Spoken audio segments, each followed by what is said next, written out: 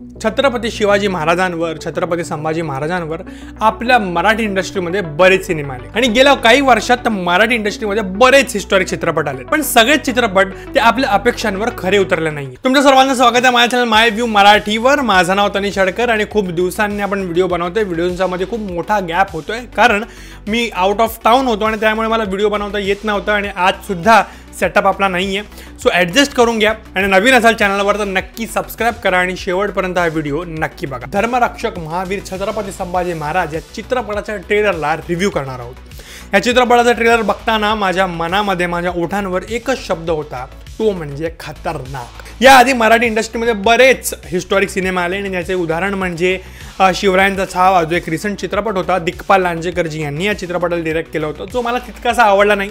त्याचं प्रेझेंटेशन तितकंसं पटलं नाही किंवा तो चित्रपट मला कनेक्ट झाला नाही। परंतु धर्मरक्षक महावीर छत्रपती संभाजी महाराज या चित्रपटाचे ट्रेलर बघितल्यानंतर माझे एक्सपेक्टेशन्स, माझ्या अपेक्षा उंचावल्यात।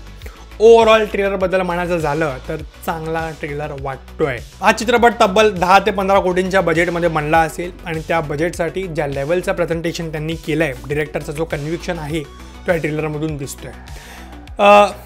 कधी कधी काय असतं की डिरेक्टरकडे तितकासा बजेट नसतो किंवा तुमच्याकडे टॉप लेवलचा VFX नसतो, पण जर तुमच्याकडे पॅशन, ऑनेस्टी आणि कन्व्हिक्शन असेल ना, तर तुमचा चित्रपट चांगला बनतोच आणि तो लोकांपर्यंत कनेक्ट होतो। तसंच काहीसं मला या चित्रपटाच्या ट्रेलरमधून वाटतंय। चित्रपटाचा बजेट डिसेंट आहे, पण चित्रपटातले सीन्स, चित्रपटातले डायलॉग्स आपल्याला कनेक्ट होतात। या चित्रपटामधली ओव्हरऑल सिनेमॅटोग्राफी मला आवडली, स्पेशली जो बजरंग बलीचा सीन होता, जिकडे आपले हनुमानजी, त्यांचा एक ओव्हरऑल ऑरा आहे मागे, तो त्यांनी VFXनी क्रिएट केला आहे। तो सीन मला खूप आवडला आणि असंच काहीसं आपलं एक साऊथच्या चित्रपटामध्ये म्हणजेच हनुमान हा एक चित्रपट आला होता, एक सुपर हिरो फिल्म होता, प्रशांत वर्माजी यांनी बनवला होता।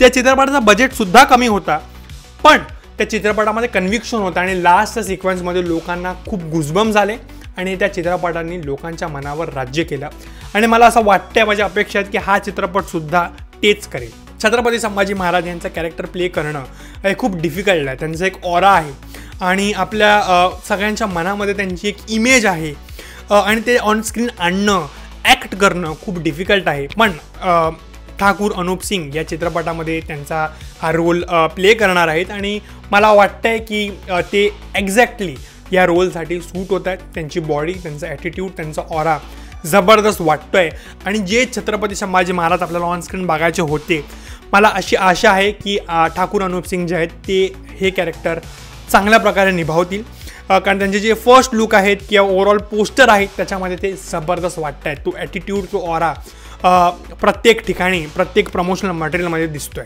ओव्हरऑल हे सगळं बघता माझ्या अपेक्षा या चित्रपटाकडून खूप वाढलेल्या आहेत। प्लस या चित्रपटाचा जो टायटल ट्रॅक होता तो मला अतिशय सुंदर वाटलाय। तो मी लूपवर ऐकतोय आणि हिंदी ॲज वेल एज मराठी दोघांमध्ये त्याचे लिरिक्स जबरदस्त वाटत आहेत, आपल्याला गुजबम्स देऊन जातात आणि जेव्हा हा BGM किंवा टायटल ट्रॅक थिएटरमध्ये वाजेल आणि जेव्हा आपल्या छत्रपती संभाजी महाराजांची एंट्री होईल त्यावेळी 100% आपल्या अंगावर गुजबम्स येतील, आपल्या अंगावर शहारे येतील। आणि जो लास्टचा सिक्वेन्स आहे, जेव्हा ती घोषणा होते छत्रपती संभाजी महाराजांची, ती मला इतकी सुंदर वाटली, इतके गुजबम झाले।